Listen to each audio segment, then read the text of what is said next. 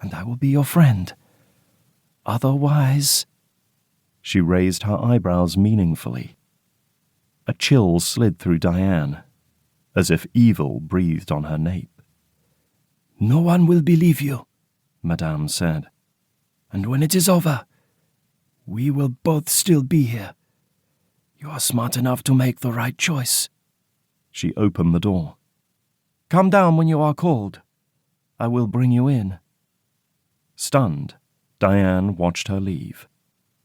She glanced around her Spartan chamber, seeking reassurance from the familiar objects. She had an odd fondness for the hard bed and old coverlet, for the wood chair and simple desk. The wardrobe needed painting, and the pink washbowl had gotten very chipped over the years. The physical comforts were few, but time had made the narrow room the center of her life. It was the only home she could remember. She pictured herself living in this chamber for a few years more. Not happy, but content.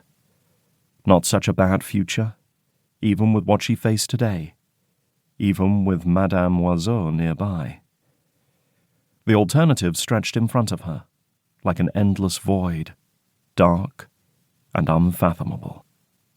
The old questions began intruding, robbing the chamber of its meager comfort. Questions from her childhood, eternally unasked and unanswered. Who am I? Why did I come here? Where is my family? For a few years she had stopped wondering, but recently the questions had returned, louder and more insistently, until they ran in a silent chant echoing in a hollow part of her heart. The answers were not here. Learning the truth meant abandoning this little world. She only needed to grab the opportunity that fate had created. Should she do it? Should she throw herself at the mercy of the devil man? "If she goes unpunished, I must insist that she leave. I cannot have the virtue of my girls corrupted." Madame Leblanc rambled on in severe tones. Distracted by the thoughts of the unfinished business he had left in Paris, Daniel St. John only half listened. Something about a book. Of course the girl would have books. It was a school. He forced his attention to the grey-haired, buxom schoolmistress and broke her incessant flow. "Your summons said that this was serious, madame. I assumed she had taken ill and lay on death's door." It had been a bizarre stroke of luck that the letter had found him in Paris at all. He certainly had not planned to interrupt his visit there to make this journey. He was annoyed that he had been bothered for such a minor matter. "If she has broken the rules, deal with it as you normally do, as I pay you to do. There was no need to send for me." Madame lowered her chin and glared at him. "This transgression requires more than bread and water for a few days, monsieur. And you gave strict orders she was not to be punished with the rod without your permission." "Did I?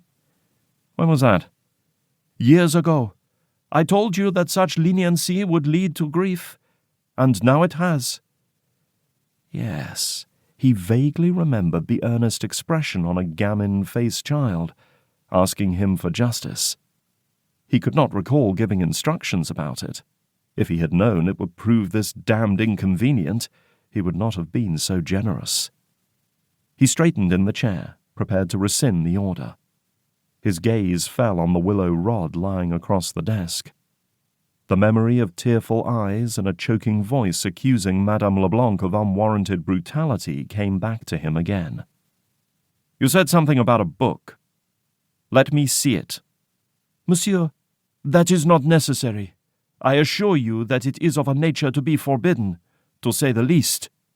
"That could mean it is only a volume of poems by Ovid, or a religious tract by a dissenter. I would like to see it and judge for myself." "I do not think—" "The book, madame." She strode to a cabinet. Using one of several keys on a cord around her neck, she unlocked it and retrieved a small red volume. She thrust it at him and retreated to a window. She took up a position with her back to him, physically announcing her condemnation of the literature in his